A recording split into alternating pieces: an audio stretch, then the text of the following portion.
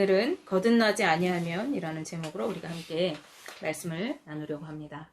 예, 지난주에 우리가 에즈베리 신학교 부흥에 관한 소식을 반가운 소식을 전해드린 바 있는데요. 소식을 접한 많은 사람들이 그 은혜의 현장을 경험하고 싶어서 그곳으로 몰려들어 오게 되어지고 수많은 사람들이 24시간 계속해서 그곳에서 예배를 드리고 있다고 했습니다. 나도 성령의 역사를 경험하고 싶은 갈급한 사람들이 그만큼 많이 있다는 얘기가 되겠습니다. 예수님의 공생의 사역 기간에도 이러한 현상들이 일어났습니다. 예수님의 말씀을 듣기도 하고 또 그분의 행하셨던 어떤 이적을 통해서 많은 병자들이 일어나고 또 귀신이 떠나가고 삶이 변화되어지는 이러한 현장에 있었던 사람들, 자신들이 목격한 그 현장을 입으로 전해지고 입에서 입으로 그것들이 전해지면서 나도 예수님의 말씀을 듣고 싶다. 또 나도 예수님 앞에 나아가서 병을 고침받고 싶다. 나도 귀신이 떠나가는 그러한 역사를 누리고 싶다. 내 삶이 새로워지고 싶다라는 사람들이 매일같이 몰려들었습니다. 그래서 예수님 주변에는 많은 사람들이 예수님 발 앞에 몰려 나오게 되었습니다. 이런 예수님의 소문은 바리새인과 유대인들에게도 많은 관심을 받았고 그 중에는 예수님에게 호의적이었던 사람들이 있었습니다. 오늘 본문에 등장하는 이 니고데모라고 하는 사람도 그 중에 한 사람이었습니다. 사실 오늘 본문 말씀은 3장 1절에서 21절까지 니고데모와 예수님의 만남과 그 대화 내용을 이렇게 말씀하고 있는데 오늘은 그 중에서 앞부분 말씀인 1절에서 15절까지 말씀을 우리가 함께 보려고 합니다. 예수님께 나온 이 니고데모는 그 이름의 뜻이 승리의 백성 또는 백성의 정복자라는 뜻을 가지고 있어요. 승리의 백성이라는 약간 선민의식에 이렇게 부합한 그런 내용의 이름인 것 같아요. 그렇죠? 이 니고데모는 바리새인이었어요. 그리고 산헤드린 공의회 회원으로서 유대인의 지도자 중에서 속해 있는 한 사람이었습니다. 그래서 율법에 능통한 자였고 많은 사람을 가르치는 그러한 위치에 있었어요. 그런 그가 예수님에 관한 이야기를 듣고 관심을 갖게 되었고 나도 꼭 한번 이 예수님을 만나고 싶다 하는 그러한 생각이 들었어요. 그런데 이 니고데모는 유대인의 지도자였잖아요. 그래서 다른 지도자들에게 자극을 주고 싶지 않았어요. 그리고 또 비방을 받고 싶지도 않았겠죠. 그리고 많은 사람들이 몰려있는 곳에 예수님 앞으로 나아가서 자신의 그 어떤 권위가 사람들 앞에서 예수님 앞에 굴복하는 것을 보이고 싶지 않았을 수도 있을 것 같아요. 그래서 이제 이 니고데모가 밤중에 예수님께 찾아왔습니다. 니고데모는 유대인들의 종교 지도자인 랍비였어요. 사람들에게 존경을 받고 사람들에게 하나님의 말씀을 가르치는 그런 위치에 있는 니고데모였는데 그가 자기보다 훨씬 젊은 30세밖에 되지 않는 이 젊은 청년인 예수님 앞에 나와서 그를 랍비라고 부릅니다. 이것은 그가 마음이 이렇게 개방적인 열려있는 그런 마음을 가지고 있었던 사람이고 또 예수님을 알고 있었던 경건한 사람이었음을 의미해요. 니고데모는 이 예수님에 관한 소문을 들었어요. 그리고 그가 행하신 일들에 관한 이야기들을 듣고 그 예수님께서 행하신 표적을 통해서 이분이 범상치 않은 분이구나. 하나님께로부터 오신 선생님이구나. 영적인 사람이구나. 그러한 의견을, 그러한 마음을 가졌어요. 그래서 이제 예수님께 관심을 갖게 되었던 거죠. 그런데 그가 이 예수님께 나온 것이 그분이 진정한 하나님이시고 메시아이시구나 라는 것까지는 알지 못했어요. 이 니고데모가 관심을 가졌던 것은 그가 행했던 어떤 표적, 눈으로 나타나지는 병을 고친다거나 귀신을 쫓아내는 것 이러한 것들을 통해서 이 사람이 범상치 않은 하나님으로부터 능력을 받은 사람이구나 라는 것을 알았다는 거예요. 이 예수님이 정말 하나님이시구나, 이분이 우리를 구원할 메시아이시구나 라는 것을 알지는 못했습니다. 그의 초점은 어디에? 표적에, 눈에 나타나는 어떤 것에 있었다는 것입니다. 거듭나지 못한 사람들의 특징이 뭐냐면요, 늘 영적으로 목말라 하는 거예요. 나도 그것을 경험하고 싶어요. 어떤 사람이 은혜를 받았잖아요. 나도 그걸 알고 싶어요. 근데 몰라요. 그러니까 맨날 나도 알고 싶은데, 나도 갖고 싶은데, 나도 좀 한번 경험해보고 보고 싶은데 항상 목말라 하는 것입니다. 진정으로 거듭나지 못한 이 니고데모도 영적으로 갈급한 사람인 거예요. 그래서 예수님을 찾아왔던 것이죠. 이것을 아셨던 예수님이 이 니고데모에게 무슨 말씀을 하시냐? 거듭남에 대해서 얘기하십니다. 3절 말씀에 진실로 진실로 내게 이르노니 사람이 거듭나지 아니하면 하나님의 나라를 볼 수 없느니라 라고 말씀하십니다. 주님은 이 말씀이 매우 엄하고 중요한 말씀인 것을 강조하시기 위해서 내가 진실로 진실로 말하노니 라고 강조해서 말씀하고 계세요. 그러나 이 거듭남의 원리는 율법에 정통한 랍비였던 니고데모가 이해하지 못하고 있는 개념이었어요. 우리가 거듭난다고 하는 말은요, 다시 태어난다 이런 뜻도 있지만 위로부터 태어나는 것이라는 뜻이 있대요. 그래서 여기서 위로부터 태어난다라고 하는 것은 하나님으로부터 태어난다라는 의미가 있어요. 하나님으로부터 다시 태어나는 삶. 즉 거듭남은 하나님의 은혜와 하나님의 능력에서 오는 것이고 이 거듭남을 통해서만 우리가 하나님의 나라를 볼 수 있는 거예요. 우리가 하나님의 나라를 볼 수 있는 유일한 조건은 우리가 다시 거듭나게 되어지는 것. 하나님으로부터 다시 나게 되어지는 것이라고 말씀합니다. 죄송합니다. 네. 그런데 여기서 하나님의 나라를 본다라고 하는 것은 우리가 눈으로 보는 것을 의미하는 것이 아닙니다. 이 본다라고 하는 것은 하나님의 나라를 경험한다라는 뜻을 가지고 있어요. 또한 보다라고 하는 뜻이 나타내는 말이 이 시제가 현재 시제예요. 성경에서 현재 시제라고 하는 것은 계속해서 연속적으로 일어나는 것을 의미하고 있어요. 그래서 계속적이고 반복해서 하나님의 나라를 보는 것, 하나님의 나라를 경험하는 것을 말하는 것입니다. 따라서 우리가 거듭나서 새롭게 된 성도들은 우리가 나는 이제 죽어서 하나님 나라 갈 거야 그것을 가지고 이야기하는 것이 아니라 이 세상에서 사는 이 땅에서부터 계속해서 하나님의 나라의 기쁨과 평안을 누리고 경험할 수 있는 것을 말하는 거예요. 그래서 하나님의 나라는 내가 이제 다 살고 죽고 나서 이제 하나님 앞으로 가는 거야. 그것만 하나님의 나라가 아니라 이 땅에서 살아가는 동안 우리의 하나님 안에서 하나님 주시는 기쁨, 하나님의 주시는 평안을 누리고 이 땅에서부터 계속해서 죽음에 이르기까지 하나님 앞에 가는 그때까지 누리는 것을 이야기하십니다.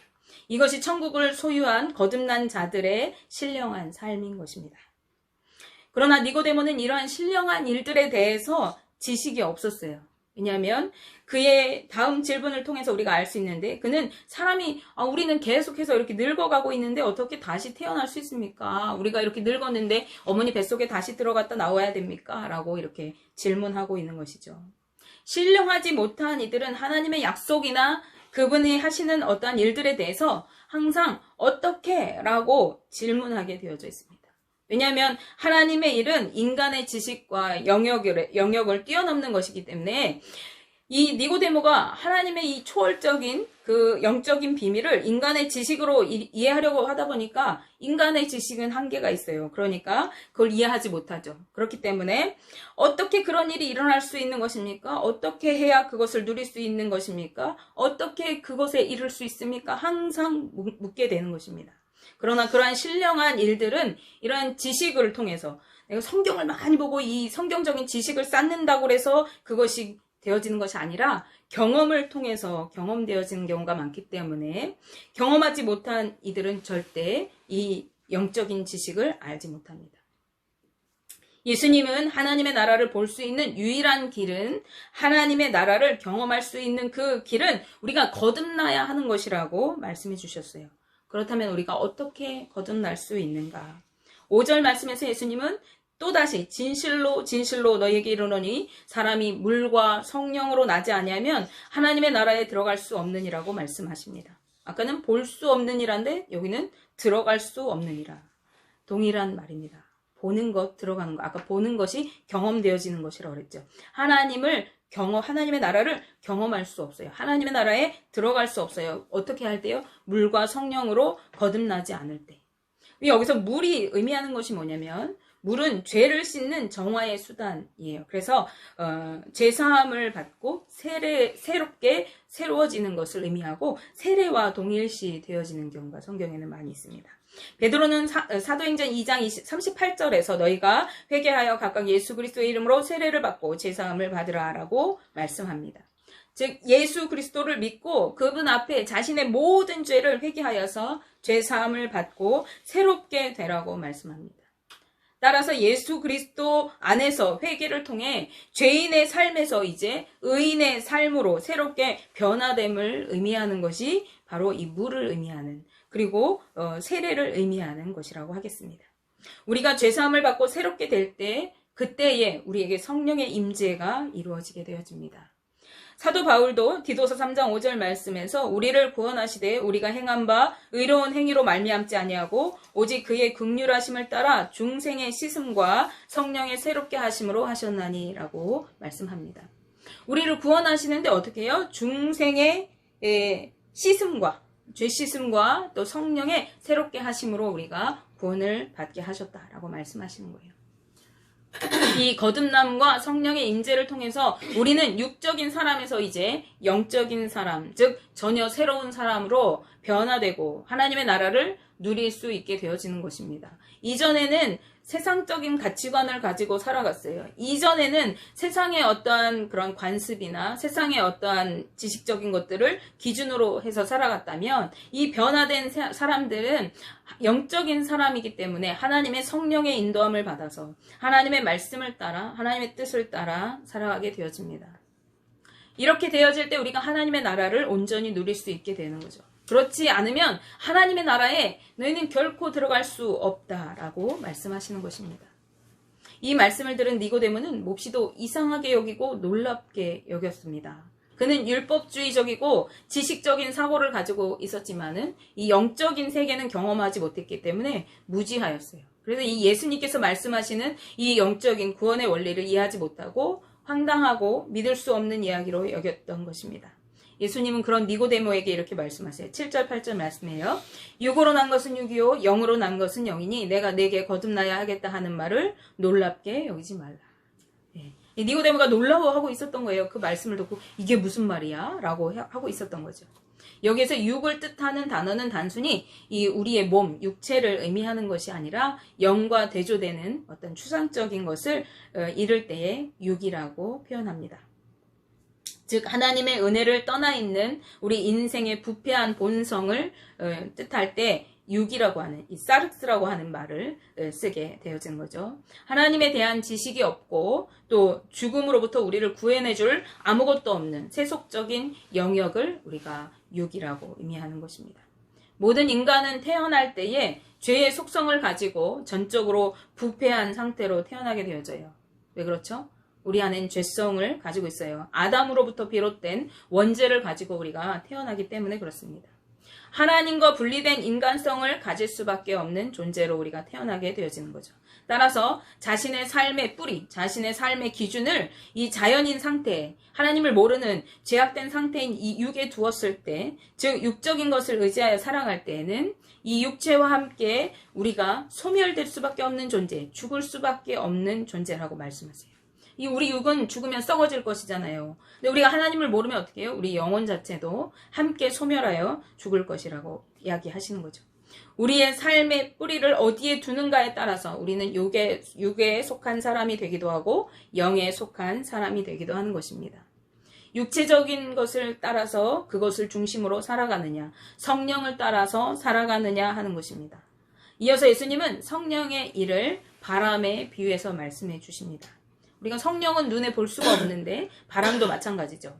모든 사람이 바람으로 인해서 생기는 결과들을 우리가 분명히 알 수 있어요. 그렇죠? 아, 지금 바람이 불고 있구나. 나뭇가지가 흔들리는 것을 통해서 우리가 알 수 있죠. 시원한 바람의 그 변화를 우리가 느낄 수 있어요. 우리 몸으로 이렇게 느낄 수도 있고, 또 나뭇가지 흔들림을 통해서도 볼 수 있어요. 또 태풍 같은 강한 바람으로 인해 일어나는 피해 현상들도 우리가 볼 수 있죠. 그러나 바람의 정체에 관한 모든 것을 우리가 분명하게 알 수 있는 사람은 없습니다. 요즘에는 현대의학이 발달을 해서 바람도 일으키기도 하고 한다고 하지만, 그래도 정확히 바람이 어디에서부터 시작해서 일어나서 오는가, 또 어떤 원리로 하는가, 아직까지도 다 밝혀지지 않았죠. 더군다나 예수님 시대에는 어땠어요? 예수님 당시에는 이 바람과 기후는 사람의 힘으로 할 수 있는 것이 없었어요. 그래서 이것은 하나님의 주권 속에 있는 하나님의 영역으로 여겼기 때문에 예수님이 이 바람에 대해서 이렇게 말씀하신 것이에요. 우리는 그 바람이 어떻게 생기고 어떻게 생성되고 이런 것을 알 수 없어요. 근데 바람의 소리를 듣고 바람의 감촉을 느낄 수 있을 뿐이죠. 이 바람은 자기가 불고 싶은 대로 어디로 부는 거지 우리 사람의 요구에 따라서 세게 불었다가 강하게 불었다가 하지 않아요. 방향을 바꾸지도 않아요. 그냥 우리는 바람이 불고 있구나. 그것을 느끼는 거죠. 성령의 사람도 이와 같다는 것이에요. 우리는 성령에 대해서 우리가 주권을 가지고 행사할 수 없죠. 우리가 성령을 나에게 들어와라, 나가라 명령할 수 없어요. 그렇죠? 그렇지만 우리 안에 역사하시는 성령님을 우리가 느끼고 분명히 알 수 있어요. 그리고 그것을 증언할 수 있습니다.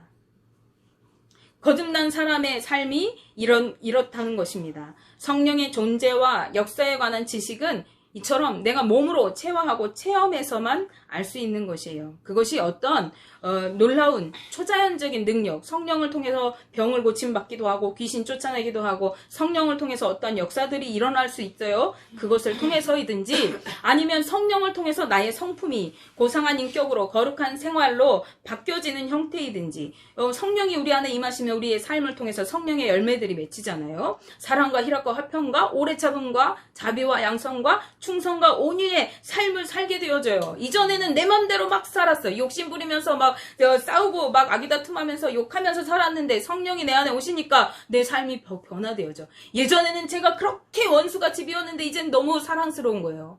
예전에는 내 안이 너무 우울하고 슬플 뿐이었는데 주님이 주시는 기쁨으로 어쩔 수 없는 거예요. 날마다 기뻐하는 거예요. 그런 삶은 내가 경험해야만 알 수 있어요. 내가 이것을 지식적으로 성령이 오면 이렇게 한다더라 그래가지고 그것이 내 것이 되는 게 아니라 내가 그 성령님을 직접 몸으로 만나서 나를 통해 능력이 나가든지 나의 삶을 변화시키든지 그것을 통해서만 우리는 성령을 나타낼 수 있고 성령을 경험할 수 있는 것입니다.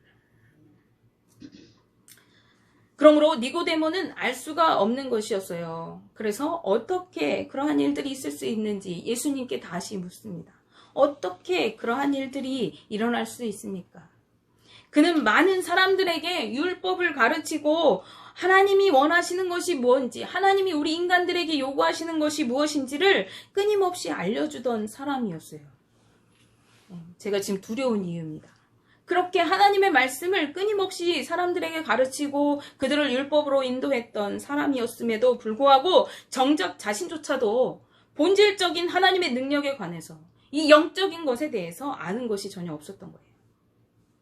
그것은 지식적인 것이 아니라 체험을 통해서 얻어지는 것이기 때문에 그렇습니다.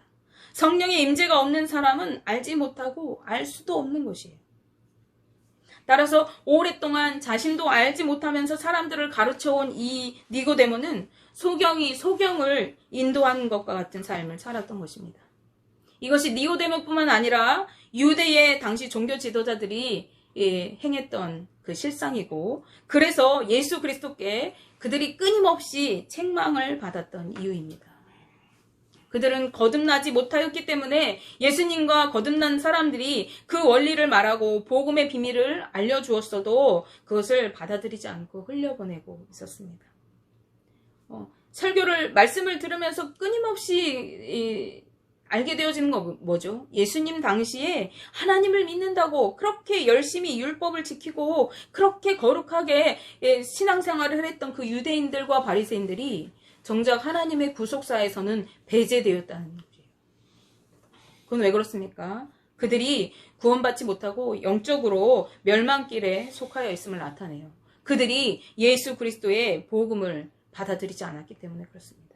예수님을 영접하고 예수님의 증거를 받아들이지 않은 사람들, 즉 거듭나지 못하고 영적인 원리를 이해하지 못하는 사람들은 하나님의 일을 결코 이해하지 못합니다. 예수 그리스도를 통한 하나님의 속죄, 예수 그리스도께서 인간의 몸을 입고 하나님이신데 이 땅에 오신 그 이유와 성령 사역을 통해서 이제 구원의 완성을 이루어가게 되실 예수 그리스도의 재림의 그 비밀을, 그 하나님의 뜻을 거듭나지 않고서는 결코 알 수가 없는 것입니다.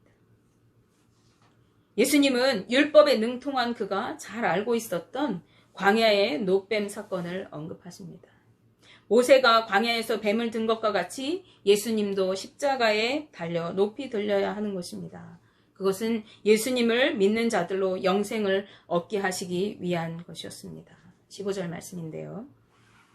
모세가 광야에서 뱀을 든 이유가 무엇이었습니까? 그것은 그들이 그 광야 가운데서 하나님을 시험하다가 하나님의 심판으로 재앙을 받습니다. 불뱀에 물려서 그들이 모두 죽게 되어지는 지경에 이른 것이죠. 그래서 그들을 구원하기 위한 하나님의 방법으로 그 불뱀의 형상을 만들어 노뱀을 만들어서 높이 들었던 것이에요. 이거는 모세가 내가 이것을 임의로 만들어서 들어야 되겠다 이렇게 하신 것이 아니라 하나님께서 말씀하신 대로 그렇게 행했던 것입니다. 이와 마찬가지로 예수님께서 지금 십자가에 달려서 높이 들리셔야 하는데 그것은 왜 그렇죠? 죄로 멸망의 위기 가운데 있는 우리 모든 인생들을 위해서 그것은 불가피한 일입니다. 그리고 그것 또한 노뱀을 든 것처럼, 노뱀을 모세가 임의로 든 것이 아닌 것처럼 이 예수님께서 임의로 하신 것이 아니라 하나님의 말씀에 따라서 순종하여 가는 것입니다. 예수님께서 하나님께 순종하시되 죽기까지 복종하셔서 십자가에 달리셨어요. 왜요? 우리를 구원하시기 위해서 그렇습니다. 하나님은 죄로 인해 멸망길에 있는 자들이 예수 그리스도를 믿음으로 영생을 얻게 하기 원하셨기 때문에 그렇습니다. 영생이 무엇이죠? 영생은 시간적인 개념이 아니에요. 영원히 죽지 않고 사는 그것도 물론 의미하지만요. 그것만을 의미하는 것이 아닙니다. 그것은 하나님과 새로운 관계를 맺어가는 것을 의미하는 것이에요. 즉 지금 현재의 삶 속에서 하나님과 예수 그리스도와 교제를 통해서 주어지는 새로운 삶, 새 생명을 의미하는 것입니다. 그리고 마지막 날에 이루어지게 될 영원한 하나님과의 친교의 관계를 맺으며 하나님을 예배하고 하나님 안에서 누리는 그 천국까지 이르는 것을 말씀하는 것입니다. 예수 그리스도를 믿는 자마다 이러한 삶을 누릴 수 있는 것이죠. 믿는이라는 단어에는요. 현재적 시제가 있어요. 아까 현재적은 뭐라고 그랬어요? 계속해서 반복적으로. 그래서 우리가 나는 예수 믿었으니까 구원받았는데 이 구원받은 것이 영원히 내가 하나님 앞에 갈 때까지 끝까지 되는 것이 아니에요. 내가 예수님을 믿었어요. 이것은 어떻게 믿어야 되느냐? 계속해서 삶 속에서 끊임없이 믿어가야 되는 거예요. 구원에 이르는 진실된 믿음은요. 내가 구원에 단번에 믿음으로 구원에 다 이뤄서 이제 나는 그냥 이 땅에 주어진 삶을 구원받은 자로서 살아가고 하나님 나라에 가면 되는 것이 아니라 매일 매순간 삶의 모든 과정에서 계속해서 하나님을 믿는 예수 그리스도를 믿는 그 믿음을 붙들고 살아가는 것을 의미하는 것입니다. 하나님은 이런 사람들에게 영생을 주십니다. 마태복음 7장 21절 말씀에 보시면은 예수님께서 이렇게 말씀하세요. 나더러 주여 주여 하는 자마다 다 천국에 들어갈 것이 아니니라. 이것은 우리에게 하시는 경고의 말씀입니다.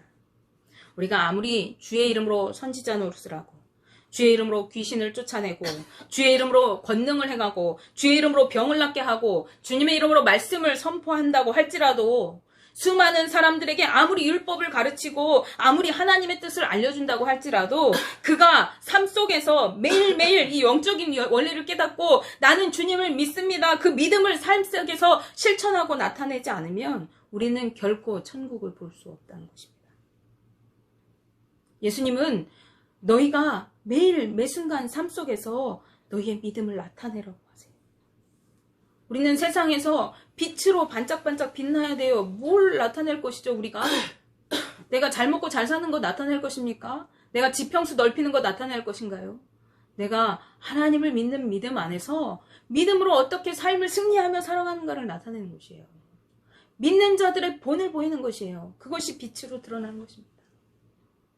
세상에 수많은 여러 가지 부패한 관습들 중에서 내가 하나님의 말씀을 따라서 그 관습을 따르지 않고 선한 양심을 따라 살아가는 거예요. 세상 사람들이 다 속여가지고 정부의 그 지원금 타먹을 때 내가 그 지원금 포기하고 내가 하나님 말씀 안에서 정직하게 살겠습니다 결단한, 그게 소금의 맛을 내는 사람이잖아요.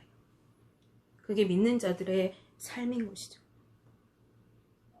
우리는요, 거듭나야 됩니다. 예수 그리스도를 믿는 믿음으로 날마다 나를 저 복종시키며 하나님 앞에 가는 그날까지 이 땅에서부터 하나님의 통치를 받는 삶, 하나님의 나라를 누리는 삶을 살아가야 돼요. 그것이 우리가 하나님 나라 백성인 증거입니다. 그것이 우리가 예수 그리스도의 제자인 증거입니다. 그것이 우리가 하나님의 자녀라는 증거입니다. 입술로 나는 교회 다닙니다. 나는 예수님 믿습니다. 그러면서 삶은 엉망진창으로 사는 사람, 구원 못 받는다니까요. 예수님 이름으로 병을 고쳐도, 예수 이름으로 귀신을 쫓아내도, 능력을 행해도, 어떠한 말씀이 유창해도 삶 속에 믿음이 안 나타나면 거듭난 자가 아니라니까요. 원하기는 우리 동성교회 모든 가족들이 진정으로 거듭난 삶으로 하나님 나라를 누리며 이 땅에서부터 하나님 앞에 가는 그날까지 영원한 천국의 삶을, 영생을 누리는 복이 있게 되시기를 주님의 이름으로 축복합니다.